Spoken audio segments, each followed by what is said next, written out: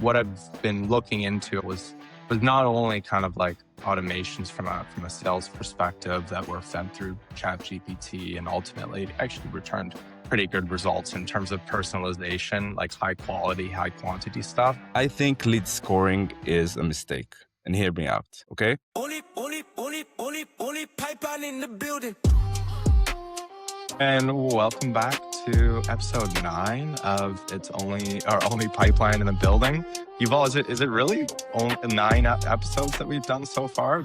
They've passed by pretty quick. It actually seems more to me like I'm like, we're only 9. We're spending a lot of time, working on this and reviewing the content and editing it and publishing it. So it feels more, but yeah, it's 9. We approaching double digits, right? Yeah, double digits. And I've been receiving, I think, we've, not to pat ourselves on the back, I think we've significantly improved by this episode rather than the first, let's say 1 to 4. But I'm actually getting some positive feedback from people in our network. And I even had a friend, I should have sent it to you, but she took a picture of her doing her work with us and our podcast, just in the middle. And she said it was a great way to start her morning. So it was awesome to see. Yeah, it's great to know we have listeners, and also kudos to the, the guest we had in the past few weeks, because it actually helped us get other angles and other ideas. And that was great. And we'll keep doing that.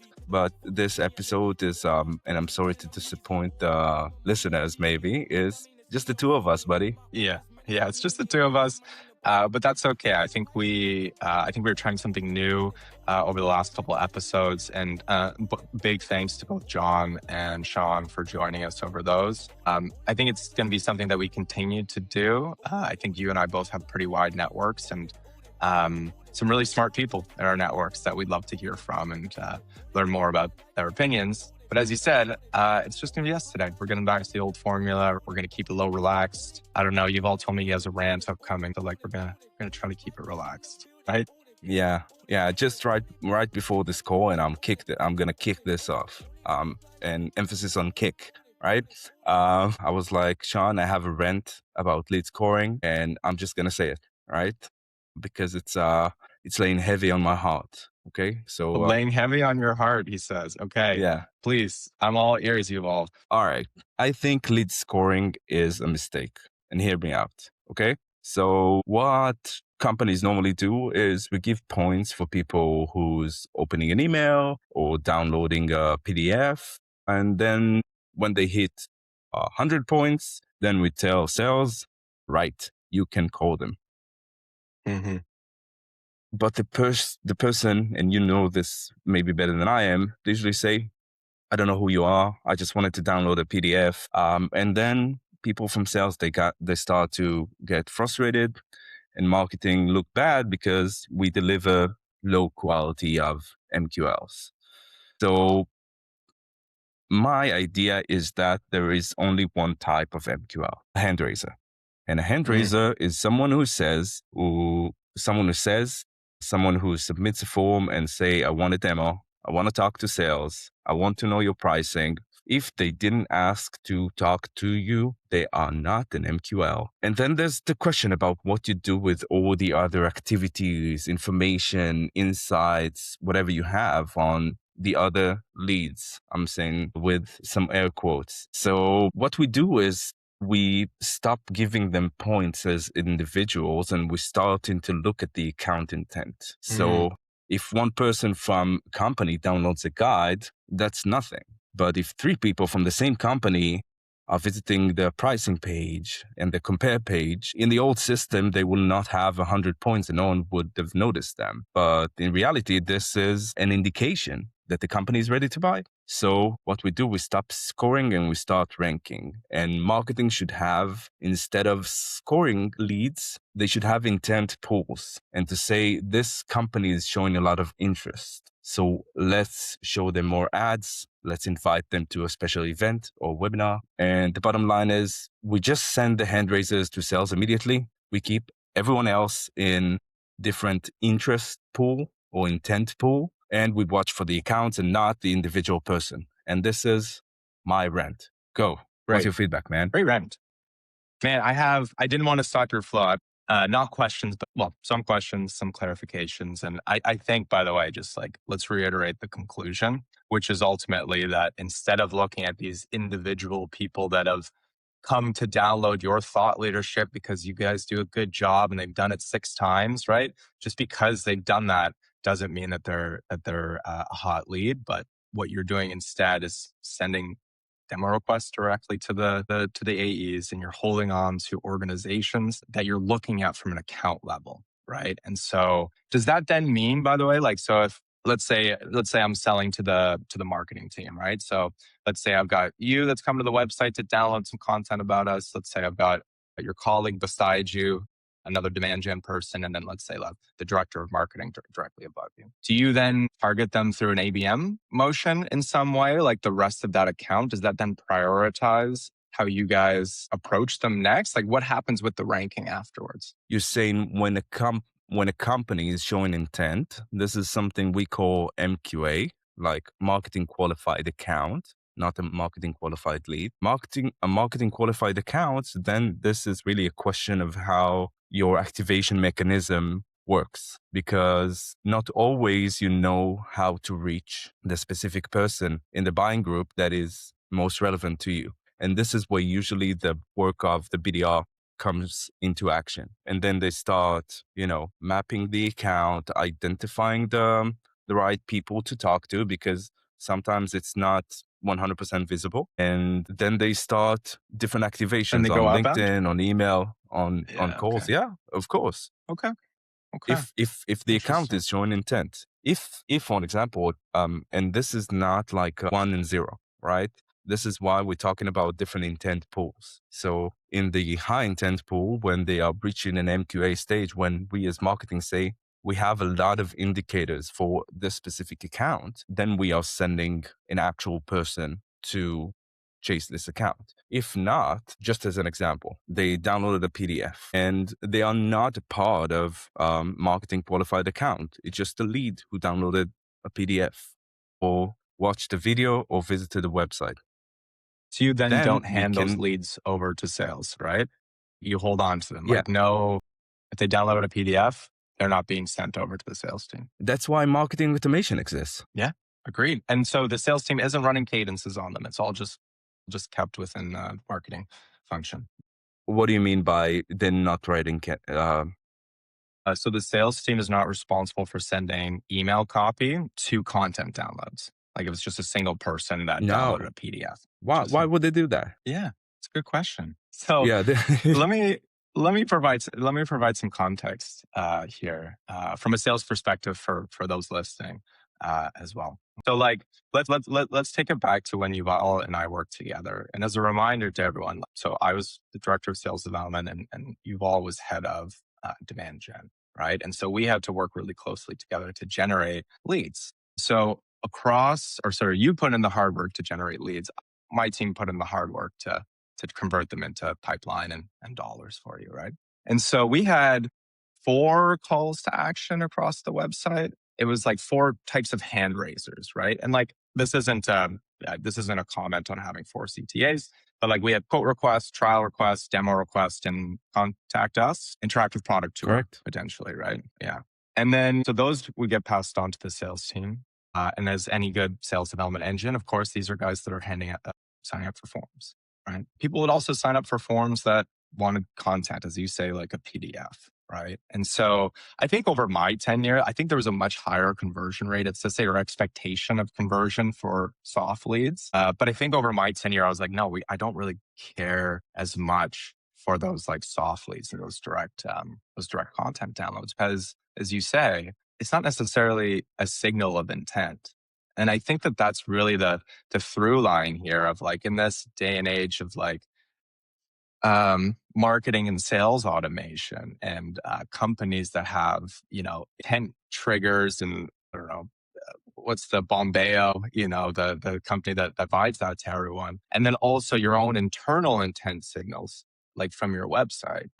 There's so much noise, right? And there's so much like you should go. This is a good company, but it's the lowest level person imaginable that downloaded a piece of content, but it's at Kraft Heinz. Like figure it out, right? There's no cohesive strategy around it. So I think what you've really brought to the table here, Yuval, is like a through line of like homegrown intent signaling in a way, but also freeing up cycles for the sales team to do other things, to go outbound and prioritize properly, as well as a structure to do that. So I think that's really interesting. Yeah, and this is when you're talking about it, I'm thinking about this from a sales perspective. All right. So when the machine is working well, when the inbound machine is working well, and the company's activities, I'm not just saying marketing activities, because when someone raises their hand, they found out about your solution one way or another, right? And it doesn't always have to be from marketing. But when they come and they raise their hand, then this is something that should feed the entire business, ideally. Like you wouldn't have to chase lower intent signals, correct? So the companies you want to target, they're going to chase you and you are not going to chase them, right? Simple math. But realistically speaking, it doesn't always work like this, right? This is why we do this intent pool that when the BDR, the sales team are like, listen, we don't have enough food for people raising their hand. And my guess is that as time goes by, we'll see it decreasing as well, right? Because of the market is shifting a lot. So they will have this intent pool to start outbounding or to actually prioritize the different target accounts they have on the list. So, yeah, I put my finger up because I wanted to ask the question as well. Are you simply looking at, because I want to expand this, your vision a little bit, but like, you're looking at numerous people at one account that have specifically downloaded content? I'm sure you also have the cookie tracking for people that have come to the website previously. Are you also using like de-anonymization outside of that for website hits? Yeah, so I'm not saying what we do and what we include and don't include, because I think it's very company specific and use case specific. But when we're talking about all the intent signals we can have, then we can have companies showing intent on third party sites. So you can get it from many different third parties, including G2, including LinkedIn, and there are many more. You can get information directly from your website, like you just mentioned. You can get the different downloads and stuff and other gated engagements that you have. And this is basically wrapping this up, right? Like these are the three key areas that you can actually insert into the system. So it will build this pool based on the different intent signals that you get. Yeah, I mean, I guess there's two things, right? Like from a sales perspective, has your ownership of the content downloads and like not sending those over to sales until they're ready, freed up the sales team to do other things, right? I'm sure going outbound to the high priority accounts would be one of them, but like, is there like more bandwidth for them to do things? And B, what have the results looked like from prioritizing those accounts and giving them to the BDRs? So yeah, it's the two things you just mentioned, right? It's clearing up BDR time. And we all know that BDR teams, you know this better than I am. It's like people are asking questions. Can we replace you with a bot that is just calling people randomly all the time and is having a natural conversation? Let's say it like this to do the qualification. So when we think about when we want the human to actually, or where do we want the human to actually focus? It's on those creative solutions. It's on those areas where you either want to give something special, something very personalized, or that you want to give this. And I think this is being really overlooked, this white glove treatment. When you are talking to an actual person who is showing a real interest in you, in your personal life, in your professional life, in your challenges, in your pains, this is something that is slowly become not a commodity, but like an enterprise, a special type of treatment, right? Because things are getting generic in the market. Things are getting, oh, this is the same thing. And when someone actually shows interest in you, in what you want, in what your challenges are, this is something that is becoming expensive. And you want to give this type of treatment to people. Yeah, I agree. I agree. And I think along that theme, it actually turns us towards our second topic. So ultimately the webinars that you ran this past week. Do you want to share a little bit about that? Yeah, I'd love to. Yeah, it's also one of the let's I don't know, maybe people can tell us in the comments if they think this is a hand raiser or not, right? What we did is basically invite people to a demo of the WalkMe new product. It's called WalkMe Learning Arc. This is an enterprise learning solution that is designed to help companies build courses with AI and then help them train on board and make sure that people follow the right processes within the company. So it ties really well together with what WalkMe do, which is digital adoption in general. So you can actually show courses to people wherever they are. For an example, and I'm just it's a short pitch, okay? I promise. It's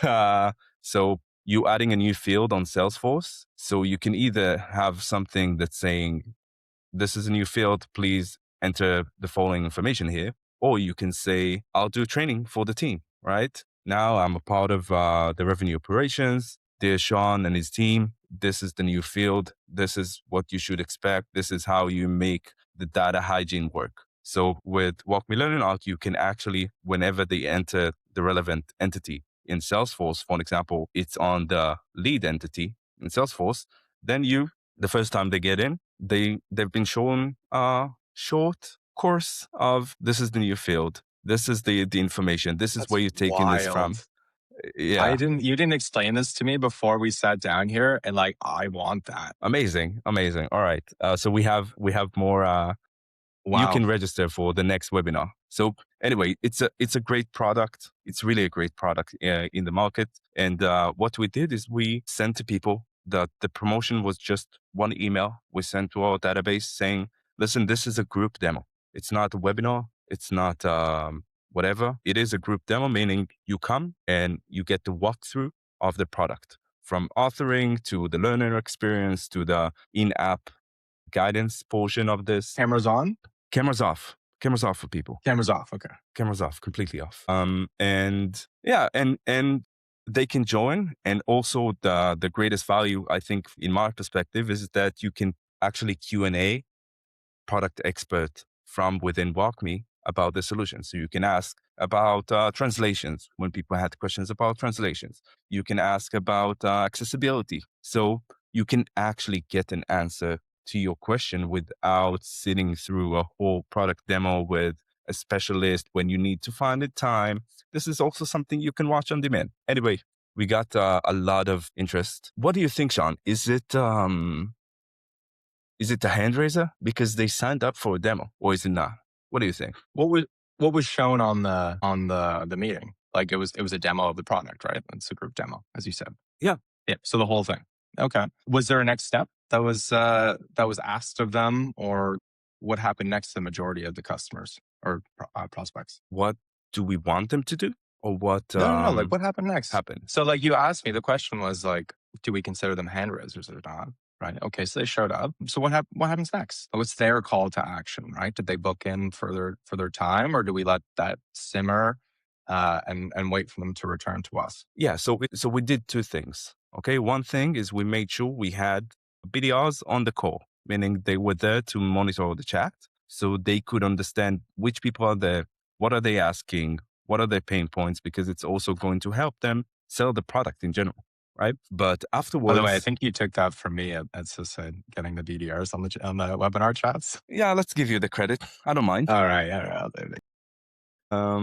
Yeah, this is the first part. The second part is you need to split the audience between the people who actually attended and people who didn't. So the people who actually attended, we built them a specific sequence that it's not like book a meeting with us now, we'll give you a one-to-one experience. It's more about asking them, hey, I'm Yuval from WalkMe. I know you've been on the webinar. I was on the back end. I saw people on the chat. I saw the questions. And it was a great session on our end. Do you have any follow-up questions that were not answered? Or how did you find the session? Did you find it valuable for your needs? That's Yeah. it, like The an call to open action question. isn't, hey, do you want to talk to sales? No, it's respond to me. Tell me feedback, right? Yes. Tell me Yes. Good. feedback. Did you find this valuable? And this is the approach we want to give to enterprise customers. So This is the way we went out for that. And the second thing, before I forget, I want to say, because this is important. When you are working on a global marketing or go to market launch, then for WalkMe and for SAP, the mother company I work for, we have companies worldwide. So usually what teams do is that if they work in Europe, then they do in GTM time. If they're working on North America, then they do North America times. And same thing about APAC. What we did, we actually did a specific live session for each one of the regions. So across the entire world, you'll have a comfortable time in your day to join it. And what it did, and this is something I can share and I love to share. I looked at it yesterday and I was blown away. So we tripled the number of registrants. Okay. And how many webinars throughout the week? You said 4? Three. We had three. One for North America, one for Europe, and one for APAC. And then someone said these letters to me earlier. It was MVP that they got. What happened? Who got what? Oh, didn't you get the MVP? What's The the saying MVP goes? award? Yeah. It's Shoot or shoot? when you don't tell when you kiss. Like what's the phrase for that, right? Yeah, kiss You but don't let tell. other people advocate for you. I'm not Yeah. advocating for myself. I let other people advocate Well, for me. that's why So- I'm raising it. I'm advocating for you, Oh, okay. Mr. MVP. Duh. Yeah, it's so thank you. In my acceptance ceremony, right? Let's make a big deal of it. Yeah, it's really a team sport. So when you know the team well, and it takes times, for most, I started working at WalkMe months ago, something like that. So it takes time to understand all the different people, all the different processes. And once you kind of get the grasp of it and you have the buy-in from the team, then this makes it much easier to succeed. And yeah, the team is doing a great job, and I'm glad that I'm being recognized as well. It's always good. Like, it's a good feeling. I recommend it as if someone's leading a team and you have an opportunity to give people like recognition. This is very, very important, and this gives people. I know it gives me like a good boost. So thank you, Sean, for bringing it up. But also, I hope people also take from it that it's actually something good you can do for your people. Yes, I agree. I didn't mean to put you on the spot. You're like, I love you, Sean, but I hate you. Don't you dare ever do that again. Yeah, we'll cut I it. learned my lesson. We'll cut it. We'll cut it. Okay. All right. Well, listen, flowers to Yuval's team and kudos to them and praise to every single member. Because it sounds like you guys are doing a lot of good things over at WalkMe, which is exciting. Amen. Amen. Amen. Hallelujah. Amen. All right. Amen. Yeah, which is good, man. I'm glad to see you succeeding. It really means a lot to me, and you really proved all of my low expectations of you wrong as you went into this role. So I'm very proud of you. That's my boss is always telling me, low expectation, high delivery, right? For people's because we are marketing people. We want to sell the things we do, right? We want to say, oh, we're doing great. I can target this accounts for you. I can show you this intent. You will close this 50% of the time and stuff like this, which we believe in, right? But it's under promise, over deliver, right? So There you go. this is my middle name.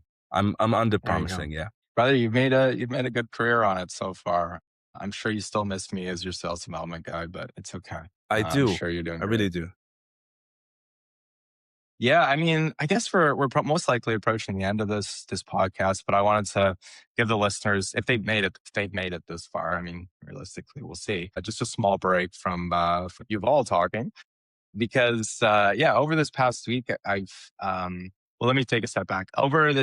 Since the beginning of the year, one of the things I've been trying to do is become really AI knowledgeable, AI proficient, all that sort of stuff. I think I've kind of had a slow ramp. I wouldn't say it's definitely like kind of rocketed off. But I think that especially being in sales development, you touched on kind of voice coming in, and AI is very much in low level sales jobs these days in terms of designing content, and it's all bland and this and that, etc. Right? It's becoming very difficult to, I wouldn't say necessarily sell to people, but I'm not excited for what the next like 5 years necessarily looks like of like digital sales.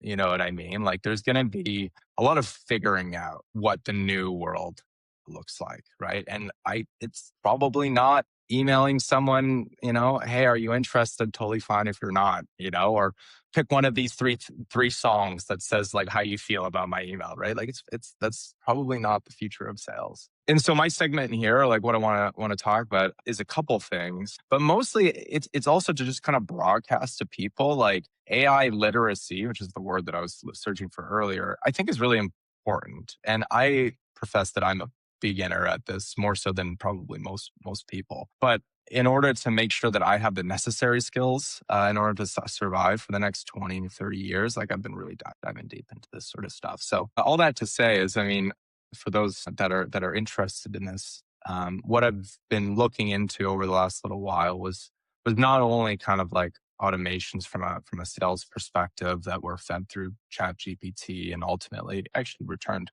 pretty good results in terms of personalization, like high quality, high quantity stuff. Of course, that's all going to become the norm as soon as people start catching on. So I'm sharing it now. But also starting to get into stuff like Claude code, right? And or like Chat GPT codex and that sort of stuff. Like I'm not a coder, I'm a dumb sales guy for the most part. I tell people to make a phone call and then I sit back and hope that that works. But just for like from a personal productivity sake as well as a professional sake, I think it's almost my like duty at this point in time to get really familiar with this stuff because what is possible, like we've kind of turned this like corner of AI generation, right? And it's moved from just like, hey, write me this email into very fundamental tasks and activity completion that I think it was the CEO of Anthropic the other day said that like, please don't kill me if I'm misattributing it to him, but like 50% of low level white collar jobs will be gone in the next like 5 years, right? And so you look at Claude Code, and so I built a very simple HTML website. I just prompted Claude Code in the terminal of my Mac to make a goose that flapped its wings and honked when I clicked it, right? Super simple. But like what I want to then do is like, okay, well, for personal productivity, how can I code an app that allows me to like organize my reminders by, month, day, year, or completion date by then, or like, like type of reminder or to do for that week. And don't get me wrong, I know this stuff exists on the App Store, but this is going to be a little perfect, like little project. Like, how can I design this? How could I design a personal website for myself? How could I design a workflow that really creates like automation across the top of a funnel? Or even from a job hunt perspective, right? How do I create the right alerts, create the right cover letter, like just like automate everything along a process that again is I'm cautious of being bland and using in terms of like content creation, but like the use cases are there to be really creative. And I don't think I have all of the use case or any case answers, but I think it's really important for people and you yourself as well to like really start learning this stuff because if you don't put in any time now, my sense is that it will quickly get away from you. And then you'll be living in a world that you don't understand. Right. Yeah, you're raising good points about AI literacy, right? While I do think it's important, right, to learn it and to understand it, you can see, especially with Cloud Code, and no disrespect to anyone here, right? But, making stuff has been dumbed down, right? Totally. Like in the past, in order to build something, you needed to know code or to, You needed an to learn a innovator, lot. someone to do something for the first time and then show everyone else how to do it. Right. Yeah. So, and now there are some, with Cloud Code. So it's like there are some technicalities you need to go through, right? In order to actually make something, to actually make an agent or to actually have something working out for you. But I do see people, same as you, same as other people from my team. I'm trying not to, again, I'm more behind on this, right? But I do understand that the state of mind of trying to solve problems, this is something that is going to be leading in the market. And this is why when I hear salespeople being like, oh, what I'm going to do, if you are a good salesperson, then you are very much pain oriented and very much what is the problem that I can solve for these people, right? This is why you see a lot of salespeople becoming business owners and launching their own companies or their own projects. So I think this is an opportunity, especially for someone like you, right? I don't understand people's problems and how to really dig in to what I'm trying to solve as much as you are, right? You are really good in this. So I believe just having this small technical, and now it's really small because 5 years ago, you needed to start learning code in order to launch a website. Now you did it in, I don't know, half an hour. I made a website for Metal, right? For a HR thing. Through AI? Yeah, through Base Yeah, good. 44, it took me I half an see hour, the ads right? for Base And 44 all the time. They're everywhere on YouTube right now. yeah, Uh, or but maybe it was Lovable. I don't remember. Yeah, Well, so yeah, and listen, I'm not professing this in a sense of like you needed to do your job better. I'm saying that is a caution that I need to be aware of. But like, if you look at this from an outside perspective, like yes, all quality goes down and workmanship and all that. And this isn't me saying like, oh, I'm so excited for that. I'm not. Like, unfortunately, this is going to happen whether or not, like whether I like it or not. But you now have, or you're going to have an era before there's like maybe regulation or what have you, but just like you're going to have the freedom and independence to design whatever you want in order to make you successful. Right. Like there's opportunities to, however shitty my to-do list and my reminder list is, that means I don't have to pay a subscription of $1 a month for like a really good to-do list, like online. Right. It's not the problem I'm yeah, solving, but you take that one step farther, is like everything that you will do at work is going to be fed into a single AI engine, brain, what have you. And so the last thing I wanted to touch on, and we'll let these kind people go if they're still here, but ultimately is Clawbot slash OpenClaw slash Moltbot, which is also interesting. I haven't. Do you know anything about this, you all? Do you know what this is? and not as much as I'm willing to put myself out there and podcast and say this is what it is, right? So I'll play the fifth for this. You'll plead the fifth, yeah. Okay. So again, I profess to only be a beginner, and this is not something I'm using today. I've chosen not to start using it for now. It is an open source software, and the reason I called it, I think it's called OpenClaw right now, is because they changed their name to not. They're not associated with Claude or like Anthropic, but it's a layer of instructions. So it's a native AI assistant that lives on your device. It is a layer of instructions that calls to an AI model, whether or not it be Claude or ChatGPT or what have you, to do things that organize your daily life. Right. And so it's an open source software right now. If people do not know how to, if they don't have any IT or security knowledge, they don't download this. Okay.